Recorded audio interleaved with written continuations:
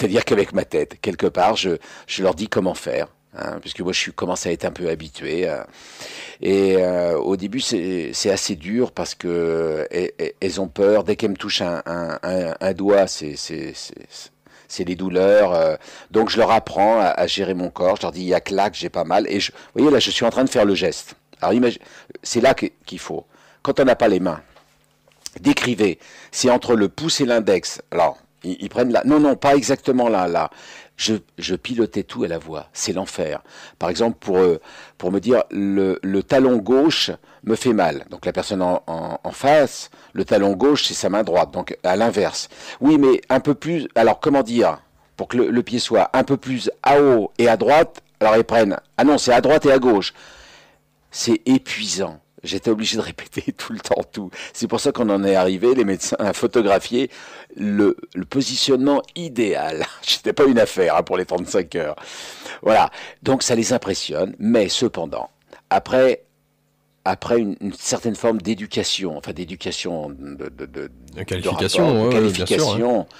Après, extraordinaire parce qu'elles se sont emparées de mon cas. C'est là où j'ai eu la plus belle érection de ma vie. Donc elles étaient fières de m'avoir rendu ça. C'est délire mon doigt, hein, bien évidemment. Et c'était gratifiant pour elles, car je commençais à renaître parmi elles. C'était grâce à elles, quoi. On échange toujours hein, sur Internet ensemble. Il y a eu des moments d'émotion incroyables qui sont interdites dans le manuel des infirmières. Surtout, n'embrassez pas un patient. Mais non, c'était plus fort qu'elle, quoi. Elle me donnait des petits coups de champagne. Il y avait eu les galettes. Il y a eu une forme extraordinaire. Et à la fin, la directrice et la cadre infirmière est venue en disant extraordinaire, votre cas, vous nous avez fait évoluer. On a tous grandi après votre passage. Et depuis, il y a eu plusieurs reportages télé. Il y a eu TMC, pour pas les nommer, France. Bon, peu importe, ça n'a pas d'importance. Qui sont venus et je tiens à leur rendre un hommage extraordinaire parce que c'était pas gagné d'avance. Hein. Et vous les avez toutes connues sur le bout des doigts, hein, les prénoms, leur vie aussi. Connais. Oui, vous avez vu dans le livre, je les connais. D'abord, c'est une forme d'hommage. Hein. Depuis Olga et Isata, j'ai eu Olga cet après-midi en dédicace à Auchan. J'ai eu un petit clin d'œil. Je les connais toutes. À quelque part, dans un chapitre, je dis, je connaissais tout de leurs petits copains, de leurs amours. J'aurais presque pu prévoir leur date d'ovulation. Et en même temps de ces rencontres avec ces personnes âgées qui sont là, elles aussi avec leur déambulateur. Ouais. Alors une pêche, une patate, une gouache, hein, une verve aussi des fois, qui est assez impressionnante là aussi. Et il y a cette reconnaissance avec, alors là aussi une autre part de notre humanité quand on arrive à un certain âge. Qu'est-ce qui nous reste de la famille, qu'est-ce qui reste de notre sexualité, et elle est très active aussi malgré l'âge. Je me fais draguer par Madame Suzanne. Oui, notamment, et puis dans les chambres aussi, c'est vrai que c'est impressionnant. Bien sûr. Donc ça y va. J'ai la canule. Oui. Alors là aussi avec un homme ayant une trachéotomie qui n'hésite pas à draguer et qui arrive... Et qui conclut. Oui, qui conclut. Non, c'est fort, c'est beau. C'est beau parce que... C'est beau, c'est ce que je voulais retracer. Il se passe... La vie aussi est dans les centres. La vie est partout, quoi. Il y a toujours de la vie, même cabossée. Ça, c'est extraordinaire. Ouais. Il se passe plein de choses. C'est magique, quoi. Heureusement, même avec une trachéo, même avec un cancer de poumon, il se passe des amitiés particulières entre les pensionnaires. Il y a quelque chose qui m'interpelle lorsque vous évoluez au sein de ce centre. Il y a, parce que vous continuez vos exercices de visualisation, ok, vous avez votre doigt qui se met à se dresser une journée. Alors, quand justement il arrête de se dresser ce doigt, là c'est l'hécatombe, on se dit merde, qu'est-ce qui se passe ? Jusqu'à un moment, et c'est ça qui est impressionnant, c'est que cette visualisation, cette gymnastique de visualisation que vous avez pu effectuer, vous a amené à avoir ce réveil soudain. Moi, c'est ça qui m'a épaté. C'est-à-dire que vous vous réveillez un matin, pouf, tiens, je peux boucher mes bras. Mes coudes. C'est du jour au lendemain. Du jour au lendemain. Oui, oui. Du jour au lendemain, l'axone a dû se recoller, alors tout en haut, quoi, avec un peu de myéline, suffisamment. Alors, du jour au lendemain, attention, je dis, j'ai levé de 10 centimètres, hein, c'est Oui, mais très les peu. deux bras. Ah oui, oui, en même temps, ouais, en même temps. Mais pas complètement, hein, puisque tout était bloqué. D'accord. Hein. Ah Et oui, puis bon, le fait que les muscles avaient fondu tout a littéralement, donc fondu, donc bon, tout est à tout, tout, reprendre, hein. tout est à reprendre, quoi. Après, il y a un travail de mois et de mois. Mais quelque part, là, ça y est. Alors là, je sens en moi un bouillonnement. J'ai dit, ok, j'ai bien fait de visualiser, et je continue, et je continue, et je continue, quoi. Alors, là, il y a une prise de conscience. Dès le moment où vous arrivez à bouger vos bras, même si c'est de 10 centimètres, c'est énorme pour quelqu'un qui... Il n'y avait plus de jus, hein. Ouais. À partir de là, la rage de vaincre, hein. C'est un peu Stallone dans son film L'œil du tigre. C'est ça, hein. Ah oui. Donc, on prend la force qui est en nous, on la fait sortir et jaillir littéralement. Vous battez au quotidien et vous vous rendez compte, notamment après avoir passé quelques week-ends chez vous, car vous avez l'occasion de rentrer avec... Quel thérapeutique. Exactement, avec votre femme, vos enfants. Vous regardez dans cette maison qui, quelque part, cette maison que vous avez construite, vous appartient plus. Elle ne vous correspond plus. Et là, c'est une autre prise de conscience qui va vous amener à l'arche. Mais alors, on pourrait se dire, mais c'est génial, avoir l'occasion de se retrouver en fauteuil roulant, de pouvoir bouger, allez, le haut du buste, les bras, ok, les jambes ont du mal à suivre, mais bon, il y a déjà un début là. Et dire, bon bah voilà, on pourrait à la rigueur s'arrêter là, rentrer chez soi les week-ends, voir sa famille, ses amis, le bonheur. Le faux bonheur. Alors, expliquez-nous. Il y a un chapitre aussi au début où dès que je commence à lever les coudes, dès que je commence à bouger, tous les gens, le peu de gens que j'ai gardés en visite commencent à me dire que c'est merveilleux. Alors les premiers cas, effectivement, c'est merveilleux. Puis à la fin, je commence à en avoir marre. Parce que comment on peut trouver merveilleux? Je ne parle pas le premier jour est merveilleux. 15 jours après, c'est merveilleux. Un mois après, c'est merveilleux. Mais quand 2 mois après, à part avoir bougé légèrement mes mains, un peu mes pieds, et que je ne peux pas marcher, et que je suis toujours obligé de demander, qu'une infirmière me torche les fesses, merveilleux, non. Non, non, ça me parle pas, quoi, vous voyez. Et à la fin, j'en ai marre. J'ai dit non, c'est pas merveilleux. Moi, ce que je veux, c'est être autonome. Je veux plus qu'on me lave les dents. Je veux me torcher les fesses tout seul. Je veux, vous voyez, j'en veux toujours plus, toujours plus. À quel moment c'est merveilleux? Alors, quand je suis à Kerpap et que je reviens, pas à Kerpap, à l'Arche, pardon, et que je suis là dans mon combat, il y a des couloirs lisses. On a chacun notre fauteuil roulant. On est tous pareils. Hein, on ne se compare pas à nos pathologies, c'est pas le problème, quoi. On ne sait pas qui je suis avant. Si, on sait qui je suis là. Je suis Claude, j'ai un fauteuil roulant noir et j'ai un déambulateur bleu foncé. Voilà, Claude, il est sympa ou pas sympa, je suis copain avec lui ou pas, on mange ensemble. Voilà, c'est Claude. Quand je reviens le week-end chez moi, mes amis viennent, mais ils voient Claude moins. Ils connaissaient Claude marathonien. Ils connaissaient Claude, voilà. Mais là, je vois bien dans leur regard, ils me le disent pas, mais c'est Claude, Claude avec un déambulateur à mes mères. Donc c'est inévitable, et on le sait tout de suite, hein, qu'ils nous regardent et en fait ils calculent un peu ce qu'ils vont dire, quoi. Hein, ils ne parlent pas qu'ils ont fait tiens 10 bornes ce matin ou qui on ferait bien du vélo. Qu'est-ce que t'en penses, Claude? Ben non, on peut pas dire ça. Et finalement, je suis un poids pour tout le monde. C'est moins. Alors on essaie d'être gentil, on l'est à l'excès. On l'est d'une manière, comment dirais-je, je sens une forme de pitié, inévitablement.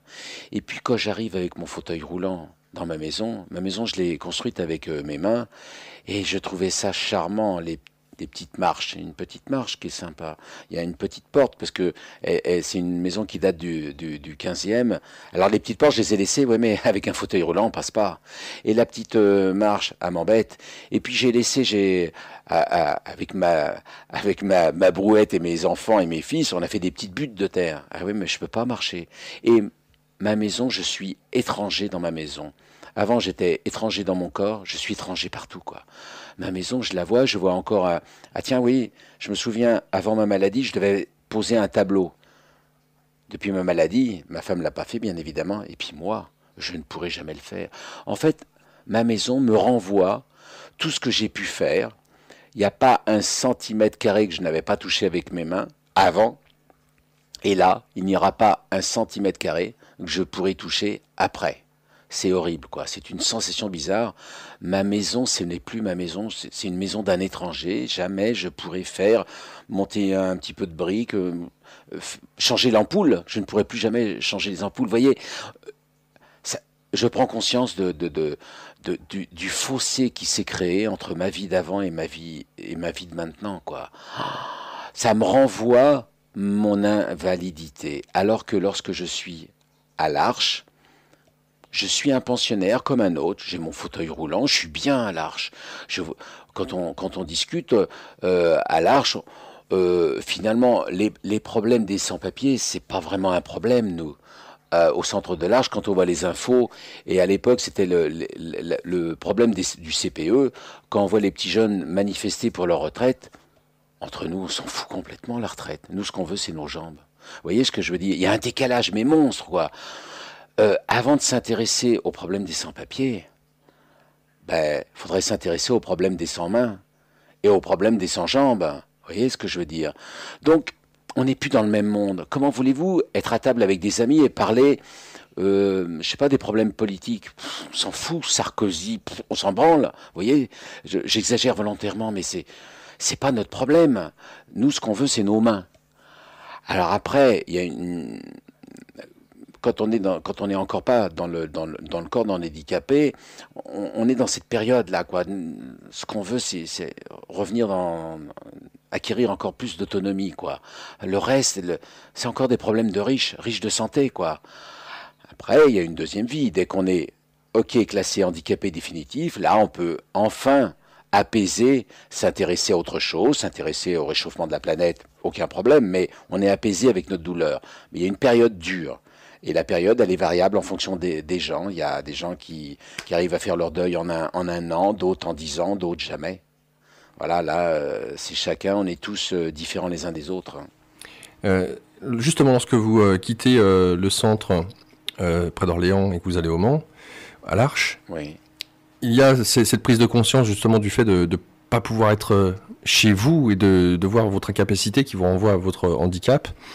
Et là, voilà, c'est cette prise de conscience de l'étape supplémentaire à passer où vous avez envie de vous immerger dans tout ce qu'un centre peut offrir à quelqu'un pour essayer au maximum de pouvoir se rééduquer.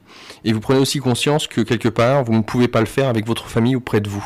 Et qu'il faut vous immerger totalement dans « allez là, je me prépare pour les Jeux Olympiques ». Quoi. Oui, là, je deviens compétiteur. C'est-à-dire que quand je suis dans ma famille le week-end, inévitablement, par amour et par tendresse, on a tendance à me couper la viande. Enfin, on est obligé, mais on me surprotège. On me fait tout seul. Et moi, j'ai pas forcément envie, quoi. Pour acquérir la part d'autonomie, il faut aller la chercher. Alors que à l'Arche, les soignants et les aidants ont l'œil à ça. Hein. Si on peut faire un geste, eh ben c'est à nous de le faire. On va pas tout nous faire. C'est comme ça qu'on reprend de l'autonomie. C'est un peu, j'aime pas l'assistanat. L'assistanat, c'est la pire des choses. Hein. Je sais plus, c'est un proverbe qui dit faut pas donner à un poisson, faut apprendre à pêcher aux gens, hein, parce qu'au moins on a une autonomie. Sinon, c'est déshumaniser les gens de leur faire tout seul. Donc si si la personne handicapée peut faire quelque chose, faut qu'elle le fasse. Et même faut qu'elle se bouge, parce que faut se méfier aussi de ça. Curieusement, il y a des bénéfices secondaires à accepter le handicap. Vous voyez, il y en a certains, on peut y céder facilement. Hein, c'est-à-dire que il y a des avantages. Hein, on prend soin de moi. On prend soin de moi. Je ne suis plus tout seul. Je suis devenu une personne importante, quoi. Avec mon drame de vie, les autres m'écoutent. On peut même devenir un peu. On s'attache à sa maladie. Oui, voilà. Parce que quelque part, on s'y enferme, et c'est un faux cadeau, ça. Je crois qu'il ne faut pas trop s'attacher, tant qu'on peut. Hein, encore une fois, rien n'est comparable, tout dépend de la pathologie. Mais pour une pathologie comme la mienne, tout ce qu'on peut faire, il faut le faire. Il faut surtout pas se laisser se faire assistaner. Je sais pas si non, je vais l'inventer. Voilà, j'ai le droit. Faut pas se faire assistaner. Se faire aider, oui, bien sûr, une aide, mais il faut attendre qu'on l'exprime, quoi. Hein, combien de fois il m'est arrivé en fauteuil roulant de me retrouver de l'autre côté de la rue, j'avais rien demandé, quoi. Parce qu'il y a, il y a tout, il y a l'existant, il y a tout et son contraire, quoi. Des fois, les gens en font trop. Hein, on est là, on est capable de faire un truc, et d'un seul coup, il y a deux mains qui prennent le fauteuil roulant, et boum. Mais attends, je t'ai rien demandé. D'abord, mon fauteuil roulant, c'est mon corps aussi. C'est les prolongements de mon corps, quelque part, à un moment. Donc, est-ce que je te mets la main sur les fesses pour traverser la route? Non. Demande-moi si j'ai besoin. Beaucoup subissent ça. Ou l'indifférence. Bah, il y a un juste milieu. Voilà, il y a un juste de milieu. Alors, quand je dis l'indifférence, c'est la trouille. C'est dire, oh là là, la peur de l'autre, la peur de l'autre, différence. qu'est-ce qu'il va nous dire, qu'est-ce que je vais faire, bah, moi aujourd'hui, je ne sais pas quoi faire à une personne, quoi faire avec certaines personnes. Bah, c'est ce que je fais. Bah, je lui demande, puis elle va me répondre. Si elle veut que je lui fasse traverser la rue, je le fais. Si elle veut rien, si elle veut dire juste bonjour, et si elle veut pas parler avec moi, elle va me le dire. Handicapé de la parole. Oui. Alors justement, comment s'est passé ce passage avec cette décision de partir notamment à l'Arche? Je reviens sur votre femme encore une fois parce que c'est elle tout du long, même si vos enfants sont très présents. Mais bon, il est aussi légitime que votre compagne vous accompagne sur cette route elle voit vraiment le déterminisme qui est le vôtre quand vous partez à l'Arche, parce que là c'est ok, tu me déposes et puis terminé, ciao quoi. Là j'y vais. Là oui, soit je reviens sur mes deux jambes, soit je reste. C'est vraiment ça. Hein. C'est-à-dire soit je redeviens un homme debout, soit je deviens un homme, on va dire désirable. Ou soit non, j'ai changé de famille, quoi. Je suis dans la famille des handicapés, et c'est pas péjoratif. Hein, d'ailleurs aujourd'hui, c'est ce que j'ai dit, je le dis souvent, j'ai les deux familles. Je suis et de la famille des valides et de la famille des invalides. J'ai les deux cultures, je suis un métis, ça. Donc voilà, c'est vraiment cette décision d'être confronté à soit ça marche pas, mais en tout cas je pourrais pas vivre dans ma maison avec vous, ouais. Au cas où ça ne marcherait pas. Voilà, ma maison, cette maison-là, c'est la maison du temps où j'étais sur mes pieds et avec mes mains je l'ai rénovée. Si je dois rester en fauteuil roulant, ça sera une autre maison, ça sera pas celle-ci. On accueille Didier, bonsoir. Oui, bonsoir Laurent, bonsoir Monsieur Pinault. Claude. Oui, j'étais étonné qu'en fait, il n'y a pas grand monde qui appelait, mais enfin, moi je vous ai vu hier, en tout cas chez Ardisson. Oui. Je suis un grand fan de Salut les Terriens, un grand fan d'ici et maintenant. Oui. Donc il n'y a pas de hasard. Bien sûr. On devait se rencontrer à travers les ondes. deux en un. Deux en un, ouais. Donc moi j'ai été touché, profondément touché. Un courage... Et j'ai pas tout dit. C'est toujours un peu frustrant une émission qui est montée après, parce que c'est ce que je disais tout à l'heure à Laurent. Quand on se revoit, à un moment, on coupe une partie de ma phrase. J'ai pas tout dit, mais c'est ainsi. Je veux surtout pas être comme comment dirais-je, le surhomme qui est capable, qui a une volonté incroyable et qui a tout fait. Je dis souvent, attention, je parle de moi et on ne fait pas de comparaison, et j'ai eu une chance inouïe, quoi. Hein. Non, mais tout à fait. J'espère que ça a été compris de cette manière-là, parce que ça a été coupé, et je dis, attention, je parle vraiment de... Ne vous inquiétez pas, j'ai tout à fait compris. D'accord. On arrive à faire la reliance quand même. Oui, je crois, il y a une grande part d'émotion, et puis... Bon, moi j'ai connu une grande période d'hospitalisation aussi, oui. qui m'a amené à voir la vie forcément autrement. Oui. C'est-à-dire qu'on voit un peu l'arrière-scène, en fait, c'est la vie un peu comme une pièce de théâtre, mais je pense que quand on passe à travers une telle épreuve, on voit les coulisses. Et voilà, donc je me suis aperçu que vous aviez vu un peu les coulisses de la vie, et que on voit la vie différemment. Ah ben, Là maintenant, aujourd'hui, hein, je l'ai dit à la fin, je suis une éponge à bonheur. C'est-à-dire que Oui, dans la mesure où je suis sur mes deux jambes avec mes deux mains, je suis un privilégié, hein. Je ne répéterai jamais assez que, vous savez, ma grand-mère, quand j'étais petit, me disait, mon petit-fils, la plus belle des richesses, c'est la santé, pardon. Et je disais dans ma tête un peu, mais c'est t'enfonces des portes ouvertes. Ah non, non, non, non, non, non, non, quand on ne l'a pas, c'est extraordinaire, quoi. oui, Donc, ce que je voudrais, c'est, enfin, moi, je le fais pour moi, hein, je donne pas de leçons aux autres, hein, chacun voit, après tout, il faut être touché. L'expérience des autres ne vaut jamais, la plupart du temps. Mais on est dans une société, quand même, où, globalement, on est quand même des vernis, hein. Si on fait des comparaisons, je sais pas, avec l'Afrique, avec d'autres bien sûr. continents, on est vraiment, hein, on a l'eau, on a tous des toilettes, c'est Tout à extraordinaire, fait, alors que je crois qu'on est minoritaire sur la Terre. tout à Donc, fait. de temps en temps, il est bon de se le rappeler, quoi. On a de l'eau au bout du robinet, c'est vachement bien quand même, hein. Ça C'est a l'air vrai. de rien, ça, mais c'est énorme, quoi. Et alors, quand on a nos jambes et quand on a nos mains, alors là, on est un sacré vernis, hein. Alors, de Ouais. temps en temps, là, je suis à Paris, je suis orléanais, mais à Orléans aussi, de temps en temps, le matin, essayez de pas trop faire la gueule, quoi. Même si vous êtes à la bourre, ça change rien en plus. Non, c'est clair. Et en plus, bon, voilà, j'ai été touché par votre parcours qui a fait une reliance au mien. Ah oui, Et en même temps, sur un double plan, en fait, parce que moi, j'ai perdu un père spirituel, on va dire, ouais. qui a votre intonation de voix, qui a presque votre physique. Ah oui, Oui, donc ça m'a doublement troublé, en fait.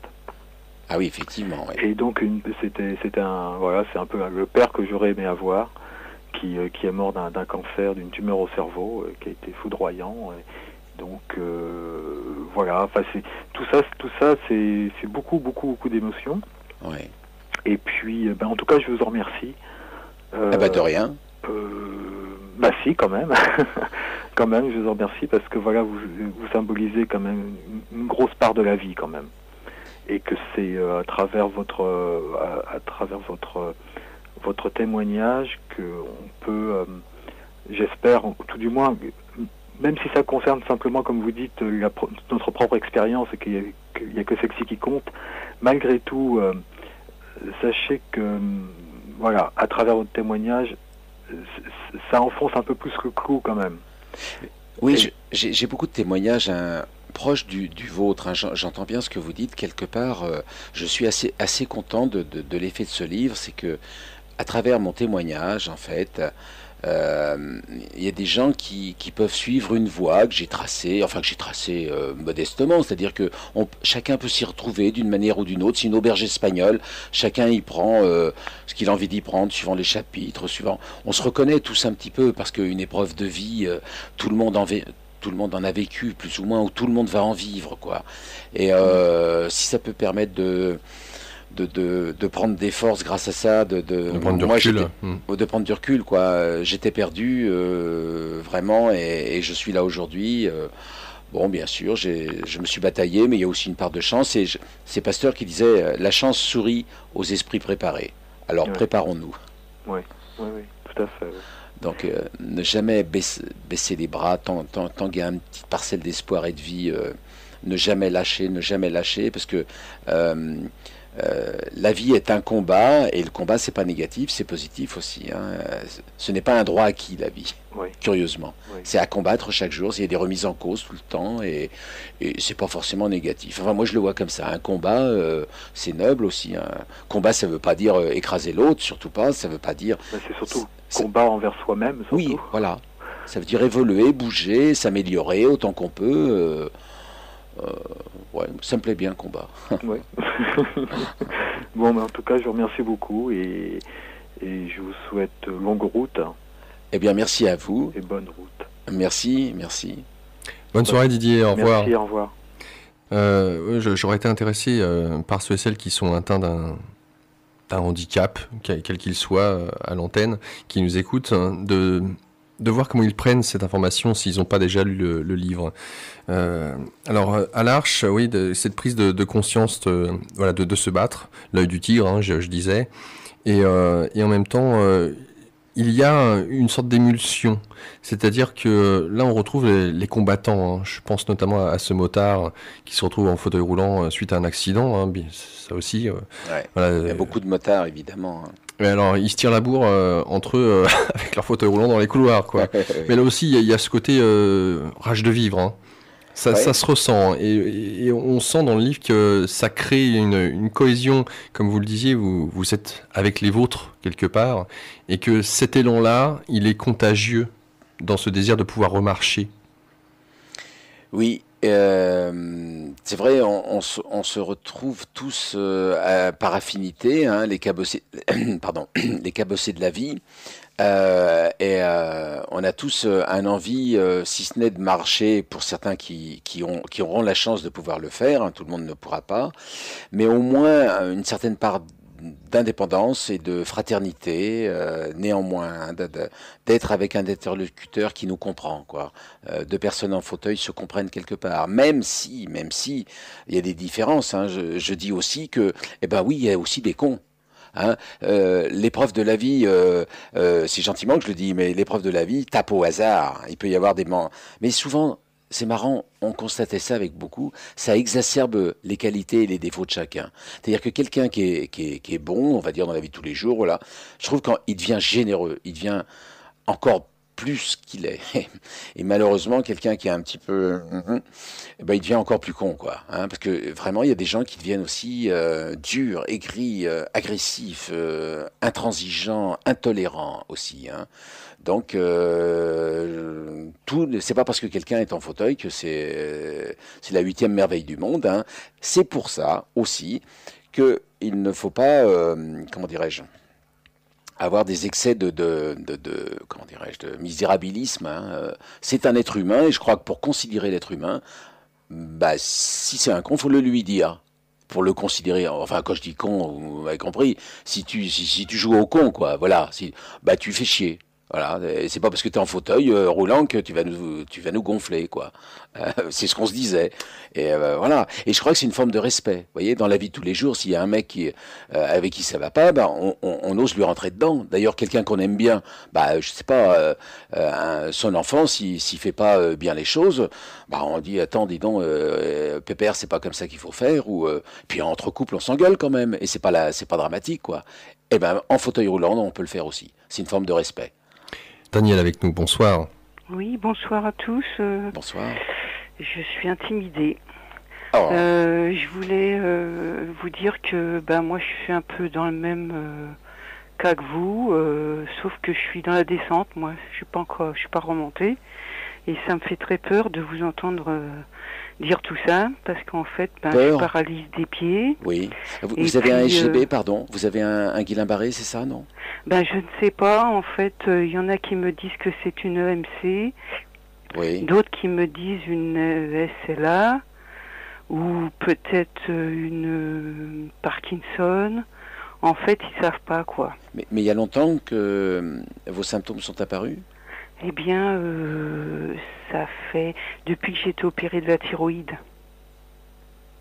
J'ai plus de thyroïde. Oui, moi non plus. Donc j'ai eu aussi un parcours difficile. J'ai pas eu mes parents. Oui. Donc ça a sûrement joué. Ensuite, j'ai fait des crises de tétanie. Et puis, je sais pas si vous en avez eu. J'en ai toujours des crises de tétanie, des crampes. Oui, c'est ça, j'ai des crampes. Oui, mais excusez-moi. Enfin, d'abord, je suis pas médecin, hein, déjà, oui, que les choses soient claires. Je fais pas de consultation, mais juste pour éclairer, vous dites, vous n'avez plus de thyroïde, mais là, vos symptômes sont apparus combien de temps? Il y a combien de temps par rapport à votre thyroïde? Eh bien, j'ai eu une opération en 2001. Oui. Et ensuite, j'ai dû me faire enlever l'autre côté en 2003. Oui. Donc depuis, peut-être 2 ans après, eh bien, ça a commencé les problèmes, puisque j'avais déjà de la tétanie, donc ça touche le système neuromusculaire. Et ensuite, ce sont les os qui ont pris, c'est-à-dire que j'ai des pertes de mémoire beaucoup, je m'excuse. J'ai la colonne vertébrale j'ai des rhumatismes.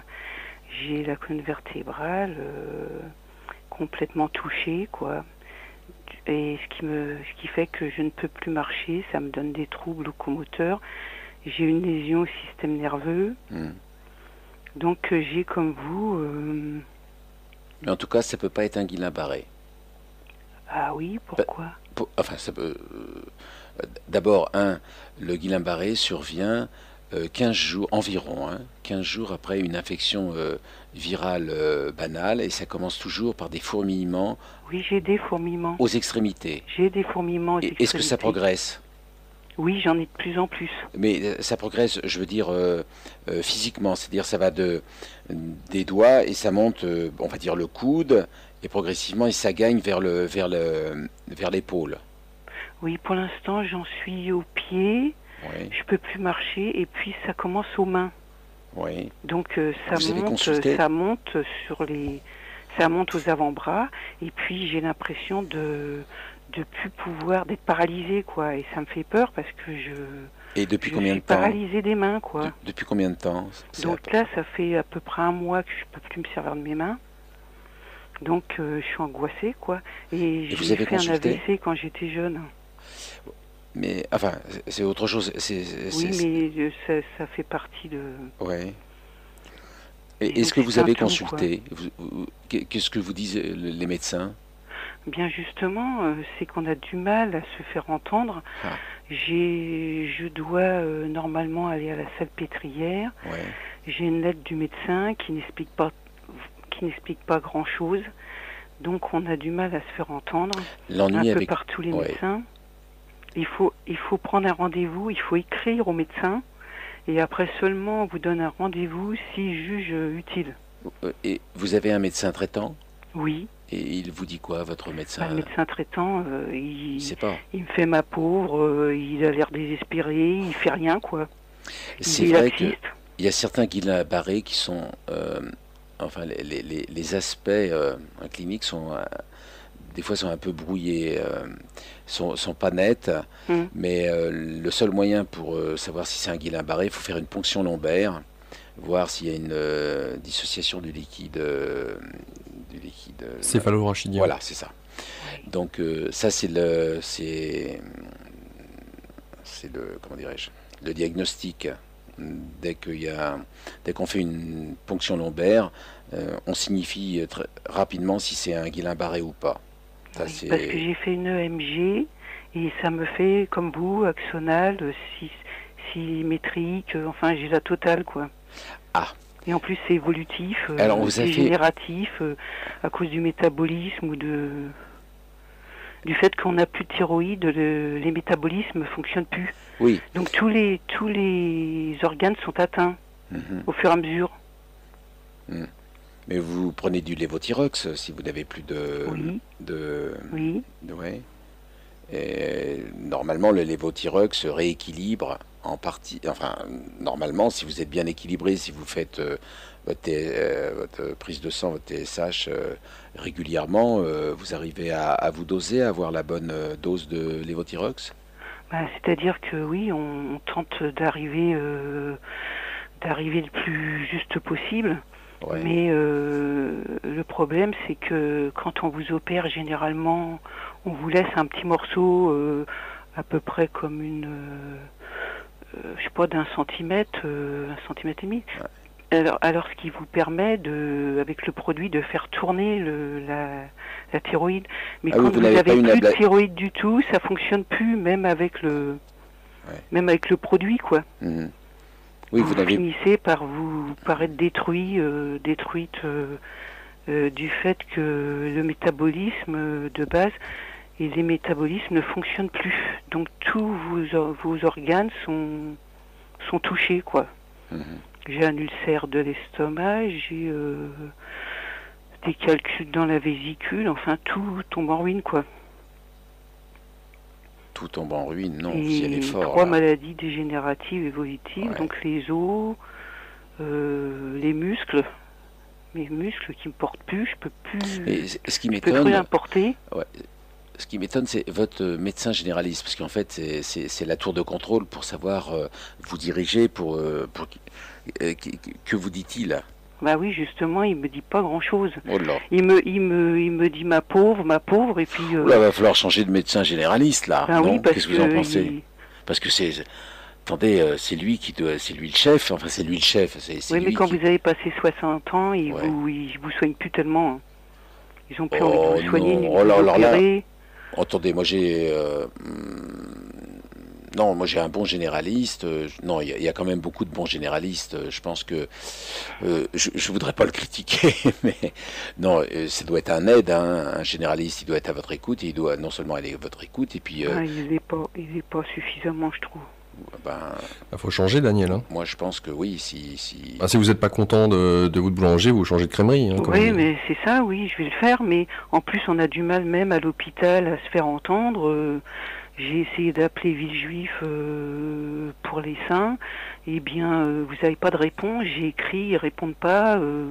Les hôpitaux, quand vous appelez, on vous trimballe de service en service, on vous demande ce que vous avez, après il faut écrire, et le médecin il vous appelle s'il le juge bon. Vous voyez, c'est compliqué maintenant à se faire soigner oui, c'est pour de ça plus que en plus, quoi. bon, je crois que c'est votre médecin généraliste qui, lui, si vous avez quelque chose de sérieux, si c'est un bon généraliste, il saura trouver la porte d'entrée dans les différents hôpitaux à Villejuif ou pas, s'il le faut, parce que peut-être vous en avez pas besoin, je sais pas, hein, je parle un peu, c'est un exemple, hein.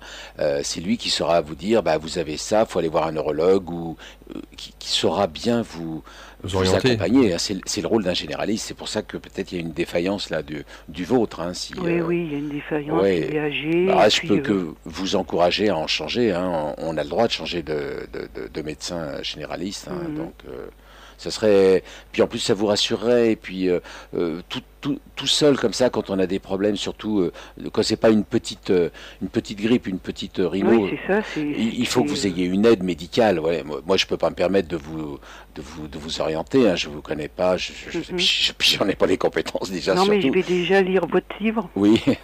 Oui, ça je vous conseille, Daniel. Oui. J'ai pris note difficilement, mais j'ai pas le début du bocal. Le syndrome du bocal. Ah oui, c'est un syndrome. C'est pas une maladie, c'est un syndrome. Oui, d'accord. Voilà. Ah, et puis ça va vous donner la pêche un peu.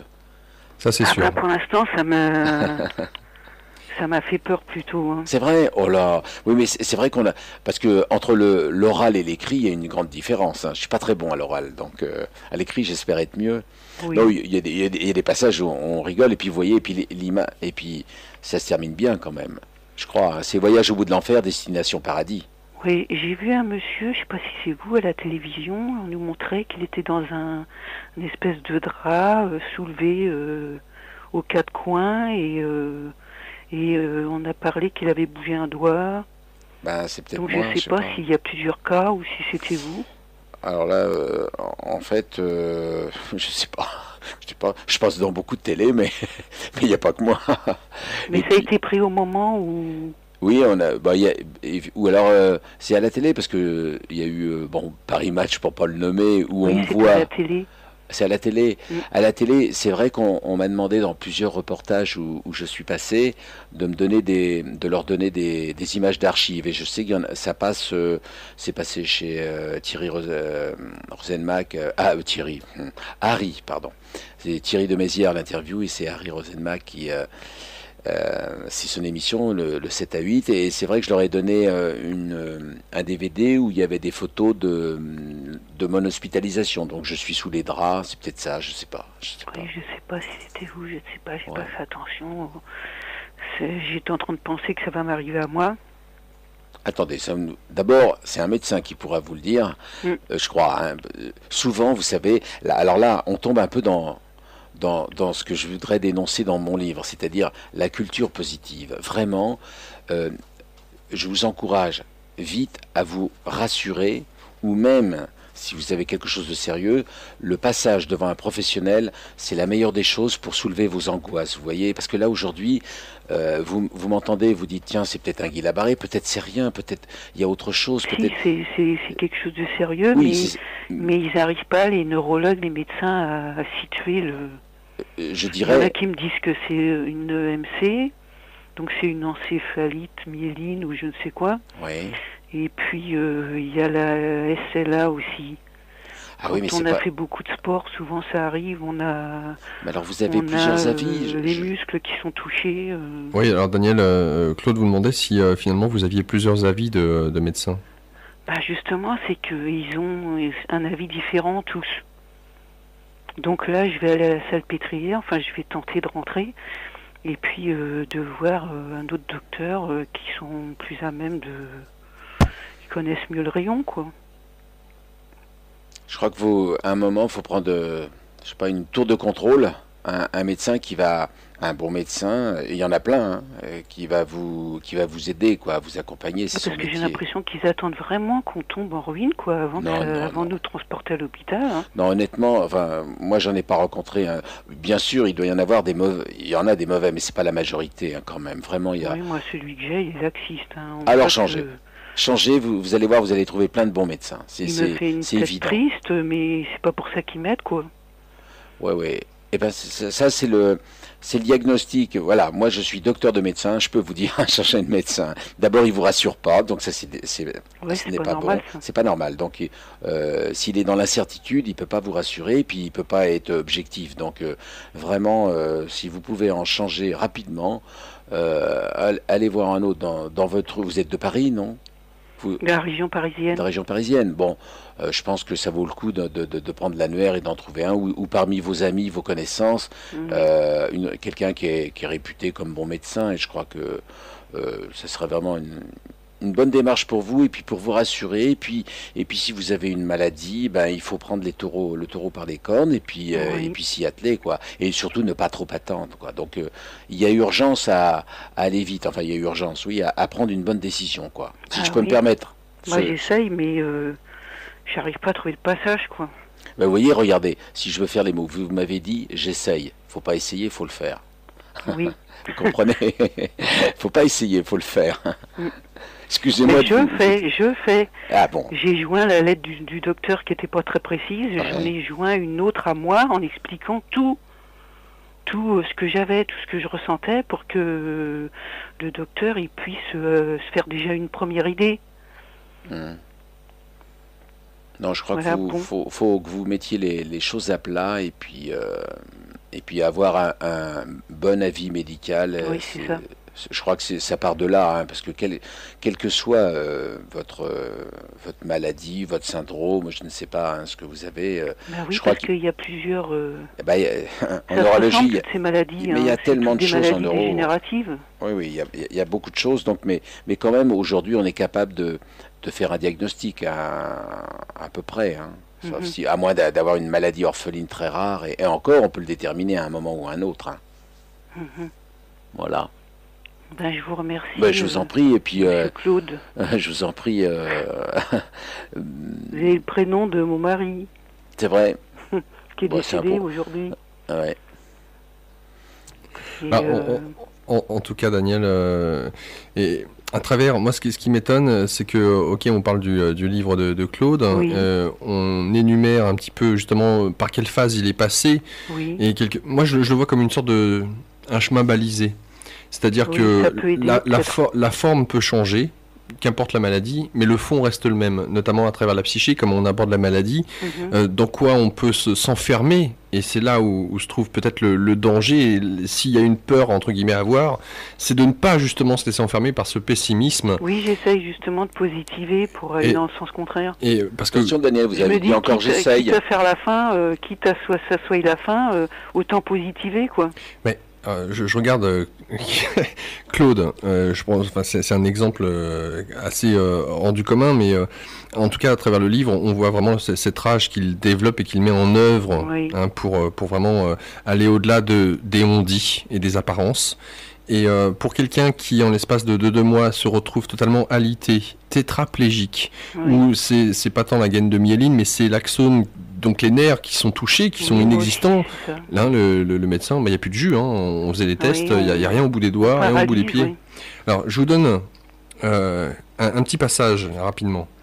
Au cours des mobilisations au kiné, Alain, le praticien, me décrivait lui aussi la place énorme qu'occupent les doigts dans le cerveau. Depuis 5 mois que je ne bougeais plus, les circonvolutions de la zone des mouvements avaient dû se réduire au profit de la gamberge, de la trouille ou des douleurs. Je ne voulais je ne voulais pas abandonner. J'ai pris la décision de visualiser chacun de mes doigts, un par un, tous les soirs, chaque jour, chaque phalange, l'une après l'autre, chaque heure, chaque minute. J'imaginais pincer, serrer, pianoter, ouvrir, fermer mes doigts, effleurer, cogner, caresser, fermer, ouvrir ma main, dessiner, écrire, peindre, ouvrir, fermer mes doigts, couper, pisser, gratter, fermer, ouvrir, toujours et recommencer toutes les nuits. Recommencer encore et toujours. Garder toujours dans mon cerveau cette visualisation de mes mains actives. Ne pas offrir une place de choix aux idées noires, à la télé couillon, à la gamberge, aux visiteurs inutiles, toujours lutter, m'entraîner sans cesse. Oui, ça c'est encourageant. Disons que moi je commence déjà comme ça, oui. Il faut continuer. Et il faut d'abord aller. Demain, vous promettez, vous allez voir un généraliste. Oui, je vais en changer parce que celui-là... Ouais, parce que visiblement... il est âgé, puis il est déjà malade, il a des tremblements dans les mains, il a déjà des problèmes personnels. À son problème personnel, donc non, vraiment, ça vaut le coup de changer de généraliste. Vous risquez d'étonner. Vous savez, la seule chance d'avoir un mauvais généraliste et d'en perdre un, c'est d'en gagner un très bon. Oui, c'est vrai. Donc vraiment, vous allez être surprise parce qu'il y en a beaucoup de très bons, quoi. Beaucoup, vraiment. Moi, j'ai rencontré beaucoup de médecins. Je suis spécialiste des médecins et il y en a de très très bons. Voilà. Oui. Je vais déjà lire votre livre. Eh ben, vous allez voir, vous allez avoir la pêche, parce qu'au passage... Vous avez mis combien de temps pour revenir sur vos pieds, si je puis dire? Alors, c'est un peu compliqué, ça dépend. Le problème, c'est quand être bien sur mes pieds. Parce que la première fois où j'étais debout, on va dire même sur ma table de verticalisation, j'ai fait un malaise. Ensuite, une fois que je suis debout, je suis dans un déambulateur. Après... donc on va dire, j'ai eu 14 mois d'hospitalisation, on va dire que allez, en une dizaine de mois, je pouvais commencer à marcher à peu près bien, mais en déambulateur. Et puis, même 14 mois après, j'avais toujours un déambulateur, parce que sinon je tombais. On va dire 1 an et demi, j'étais avec béquille autonome, et là aujourd'hui, bon, je suis venu là, ici, je me suis garé pas trop loin, donc j'ai pas pris ma béquille, mais je prends ma béquille pour m'aider. Mais quand même, vous bougez vos doigts. Oui, je bouge mes doigts, j'ai des difficultés. Vous avez retrouvé votre sensibilité. Ah, je l'ai jamais perdu. Parce que c'est sensitif et moteur, c'est les deux. En fait, je l'ai jamais perdu, la sensibilité. Elle est exacerbée, c'est-à-dire que j'ai des sensations disproportionnées. Lorsque je touche, par exemple, la bouteille, là, je sens d'une manière exagérée tout. Vous voyez, donc, comme il y a trop d'informations, ou comme c'est des parasthésies, c'est ça, parasthésie. C'est une sensation qui est curieuse. Ça, je l'ai jamais perdu. Hélas. Enfin, hélas, non, c'est comme ça. Mais, vous voyez, le sketch des mouches, là, quand les mouches se posent sur mon ventre, c'est très douloureux, tellement j'ai de sensibilité. C'est douloureux, c'est vrai qu'on souffre. Moi, je souffre des mains, c'est horrible, quoi. Eh oui. C'est horrible. Alors vous verrez, il y a un petit secret dans le livre, enfin, qui n'est pas un secret, mais je vais vous le donner là tout de suite. En fait, plus vous pensez à d'autres choses positives, plus les douleurs vont... Enfin, comment exprimer ça? Moins vous allez... Moins vous focalisez sur votre souffrance, et plus quelque part elle vient à ne pas être... à envelopper ou à englober toute votre vie, tout ce que vous avez devant vous. Ce n'est plus uniquement que votre maladie, ou que votre douleur, ou que votre souffrance. Il y a d'autres choses à côté, comme le disait Claude à un moment donné, manger de la purée. Là, il vous dit qu'il a encore mal aux mains, d'une certaine manière. Mais il prend plaisir à chaque petite chose de la vie. Ne pas se focaliser, voilà. Je me rends compte, de ce que c'est. Vous voyez, parce que je pressens, je sais pas, peut-être je me trompe, je pressens que vous êtes vraiment dans votre douleur actuellement. Pourquoi? Parce que vous êtes dans l'incertitude, vous ne savez pas exactement ce que vous avez. Donc forcément, c'est dur à supporter, et pour vous, ça vous aiderait énormément, quel que soit ce que vous avez, au moins de le savoir.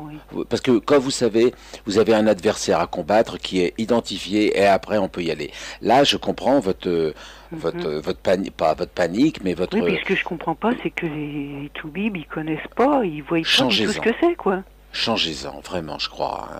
Si un médecin ne sait pas ce que vous avez, alors faut en changer, je crois. À un moment, vous en trouvez un qui va trouver. Oui, parce que j'en ai vu 3, et 3, c'est pas la même chose. Ah oui, alors Donc il y là, a quand même quelque chose qui va pas, quoi. eh ben, attendez le 4e, il va trouver. Mais en tout cas, rien ne vous empêche déjà, Daniel, en tout cas à mon sens, par rapport à cette visualisation, déjà d'une, de ne pas vous focaliser sur votre douleur, hein, comme on vient de le mentionner, deux, de commencer à visualiser, justement, à voir le résultat au final, de vous voir en train de bouger. Qu'il y a un espoir.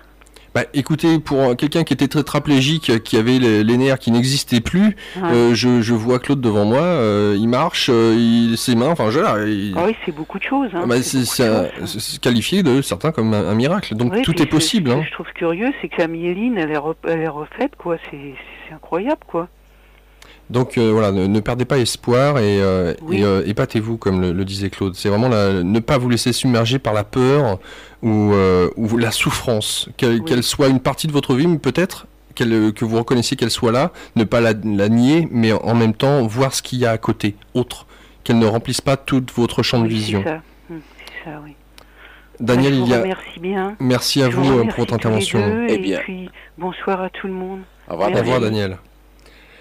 Claude Pinault pour nous parler de ce livre, un récit, une tranche de vie, Le syndrome du bocal, aux éditions Buchet-Chastel. Nous accueillons Jeanne. Bonsoir. Éteignez votre radio, s'il vous plaît, Jeanne. Ah oui, je vais le faire. Voilà. Alors, moi, j'ai 68 ans, donc je ne suis pas très jeune, mais j'étais pas du tout d'accord avec votre précédente auditrice qui disait qu'on ne s'occupait pas de nous après 60 ans. J'ai une perte de vision. J'ai perdu l'œil droit déjà depuis 5 ans et l'œil gauche est atteint maintenant depuis 1 an.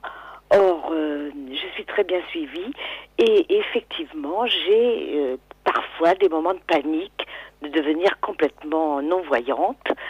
Mais avec tous les exercices de visualisation, vous me redonnez le courage parce que je les ai faits, ça n'a pas toujours marché, j'ai abandonné dans des moments de déprime, mais maintenant, je suis prête à recommencer. Oui, vous voyez, d'abord, bonsoir Jeanne. Bonsoir. Et vous voyez, lorsque je disais tout à l'heure, je ne sais pas si vous étiez là, ou en décembre, je disais, en marche, je marche. Le 1er janvier, je ne marchais pas. Le 2 janvier, je ne marchais pas. Le 3 janvier, etc., etc. Et le 31 mars, je ne marchais pas. Donc, vous voyez, même si ça ne marche pas, et surtout si ça ne marche pas, continuez. Vous comprenez, ça ne veut pas dire que ça va marcher. Ça veut dire que tout combat que vous ne menez pas, vous êtes sûr de jamais le gagner. De le perdre. Vous comprenez? Oui. Donc, c'est pas un miracle que je dis, mais vraiment, autant j'entends le négatif, souvent on a tendance à le faire tous les jours, quelquefois certains n'oublient jamais d'être négatifs, et ça nous cause du dégât. Le positif, il faut vraiment, c'est une construction intellectuelle, vous voyez, de dire le positif, s'y atteler tout le temps. Hein, combien de fois autour de nous on entend, alors c'est en général au 1er de l'an ou c'est en septembre, il y en a beaucoup qui se disent allez. Dès demain, j'arrête de fumer, je perds du poids, je fais de la gym, hein, ça c'est sûr, on commence tous, et puis 2 mois après, c'est plus dur. Hein. Le positif, il faut vraiment se l'imposer. Le négatif, il vient tout seul. Vous inquiétez pas, il y a toujours du négatif qui vient. Le positif, il faut le vouloir, il faut le construire. Tout à l'heure, j'ai entendu que vous disiez...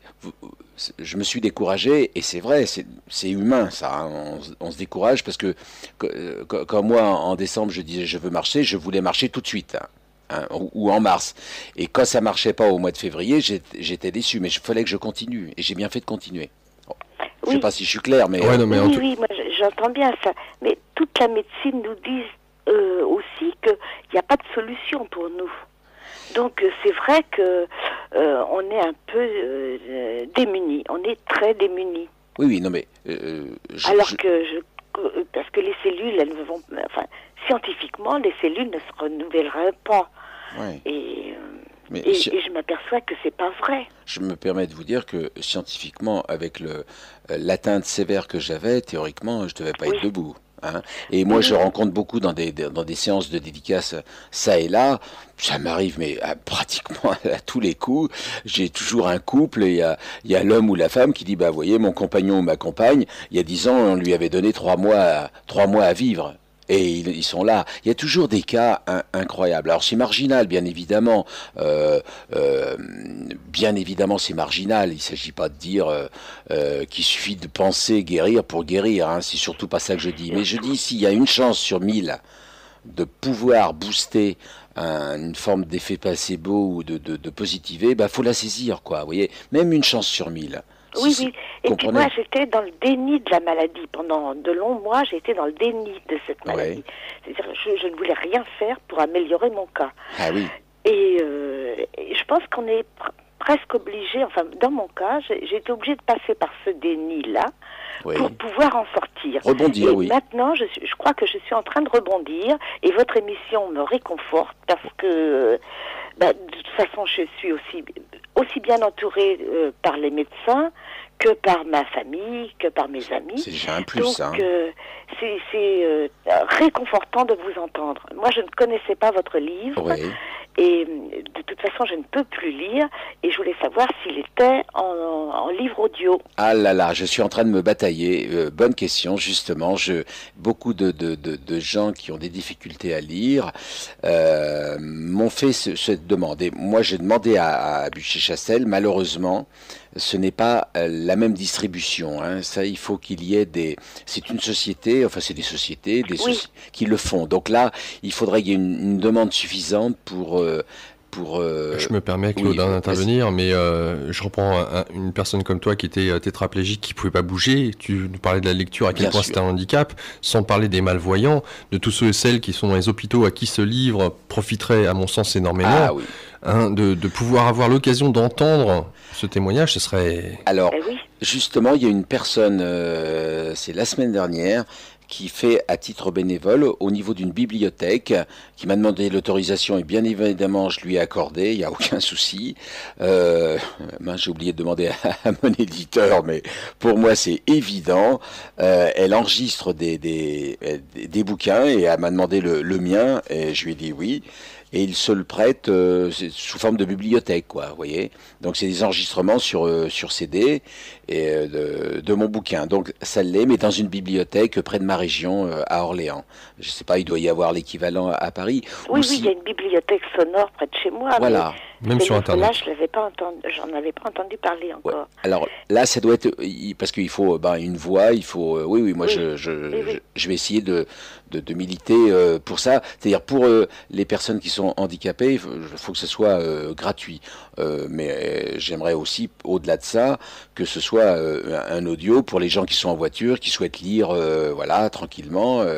Alors je fais un appel, je ne sais pas où il existe une société comme ça. Il faut qu'il y ait suffisamment de demandes, il faut qu'il y ait des gens qui le demandent, hein, pour que... Pas nécessairement, non. Parce que par exemple, il y a sur Internet un site qui s'appelle Archive Audio, ou je sais plus, alors que j'y suis allé dessus justement, j'ai pris des archives des personnes qui lisent des ouvrages, généralement d'ordre philosophique, littéraire, des grands classiques, et qui la mettent sur ce site. Donc on peut télécharger gratuitement l'ouvrage. Ah bah voilà. Oui. Sauf que moi, je me sers pas encore, j'arrive pas encore à me servir d'Internet. Ah oui. Alors peut-être un membre. On est malvoyant, on est malvoyant. Peut-être un membre de votre famille, Jeanne. Là, je vais prendre des cours pour être assistée de ce côté-là. Un membre de votre famille peut-être peut faire la recherche. Oui, je vais me débrouiller. Je voulais seulement vous dire merci, un grand merci. C'est souvent que je prends ici et maintenant, et je n'ai jamais eu l'occasion de vous remercier pour toutes ces émissions qui nous réconfortent, nous qui ne dormons pas non plus la nuit. Et voilà. Merci beaucoup, Jeanne. Et beaucoup de merci à Claude pour cette belle leçon de courage. Merci, Jeanne. Au revoir. Au revoir, bonne soirée. Au revoir, bonne nuit. Merci. Au revoir. Patrick avec nous, bonsoir. Oui, bonsoir. Bonsoir. Alors, très passionnant votre témoignage. Tellement de choses, commenter dessus. Alors, je voudrais quand même apporter un de mes témoignages parce que j'ai été pendant de nombreuses années touchée d'un fléau que malheureusement beaucoup de gens sont également victimes, c'est celui du problème de l'alcool. Et donc j'ai fait tout de même 2 cures pour essayer de me désintoxiquer. Et donc j'ai replongé. Et donc étant intéressé depuis de nombreuses années par certaines techniques, enfin par tout ce qui touche à la spiritualité, ces médecines parallèles, je ne sais pas pourquoi, je me suis mis à parler avec une de mes connaissances qui travaille dans un magasin justement spécialisé dans ces domaines, sur la pensée constructive. Et puis donc il m'a donné le nom d'un ouvrage. Et donc je l'ai acheté et finalement, curieusement, je suis tombé sur un passage où ils en parlaient. Donc comment pouvoir vaincre justement, il a donné cet exemple par l'alcool, une manière de formuler un peu par la pensée cette demande. Alors moi j'étais convaincu que ça allait fonctionner. Bon, je dis après tout, hein, ça ne me coûte rien. Alors c'est ce que j'ai fait. Donc alors la première semaine, il se passe rien. La deuxième semaine, il se passe rien. La troisième semaine, je commençais à me poser des questions. Je dis, mais enfin, quand même. Et la quatrième, je commençais à désespérer, mais j'ai continué. Et ma stupéfaction, je crois que c'était au bout de la 4e semaine, à la fin de la 4e semaine, du jour au lendemain, je me suis arrêté de boire, sans effort, sans rien du tout. Et donc, depuis ce jour, j'ai plus du tout envie du tout de cela.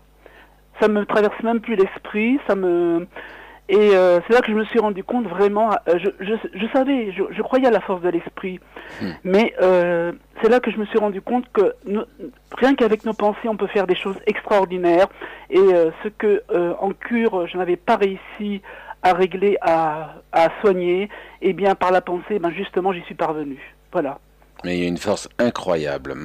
On a des forces intérieures, mentales, on l'appelle comme on veut. Insoupçonné, insoupçonnable. Parce que est-ce que vous vous rendez compte, parce que j'étais arrivé à un point où j'étais même désespéré. Je dis mais c'est pas possible. Là j'ai essayé parce que j'ai essayé cette cure. Presque un an après, j'étais obligé d'en refaire une autre parce que je sentais que je m'en sortais pas. Et puis en plus ça avait un effet particulièrement néfaste sur mon état moral.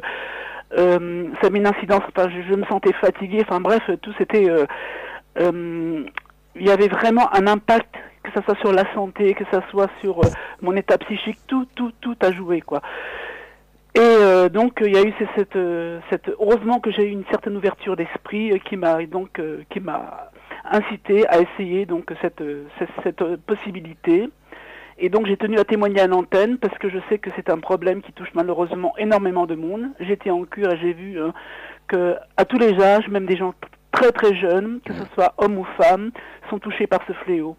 Et donc c'est simplement pour dire à certains auditeurs, que avec le travail de la pensée, et bien également, on peut surmonter cette maladie. Voilà.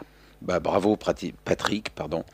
Oui, non mais vous démontrez qu'avec avec la pensée positive, on peut faire beaucoup de choses, beaucoup. Et je reviens sur ton cas particulier, hein, Claude, à savoir que c'est du jour au lendemain où tes 2 bras se sont relevés de 10 cm, alors que la veille, il n'y a rien qui bougeait. Donc c'est comme si, à travers que ce soit le témoignage de Ludovic ou même le tien, que à force de visualiser, il y a un cap. Alors déjà, se laisser envahir par le doute, ça fait, je crois, apparemment partie du jeu, hein, quelque part. Donc toujours, hein, tu le mentionnes dans le livre, c'est-à-dire que tu t'astreignais tous les soirs, coûte que coûte, à visualiser. Tout le temps. Hein, malgré les doutes qui peuvent parcourir, et puis de se donner des challenges comme en mars, je marche, et de voir qu'il y a un cap qui est franchi, comme pour Ludovic ou toi, où les bras se lèvent.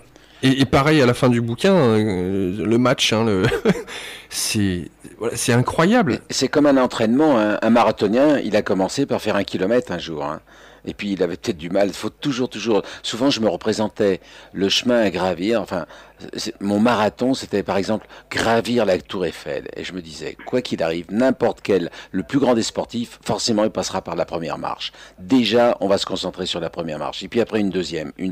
Mais à condition de le penser, de le visualiser, avant d'essayer de regarder le sommet de la Tour Eiffel qu'il a C'est un acte surhumain. Comment on peut imaginer aller en haut de la Tour Eiffel? La petite marche, oui, déjà ça.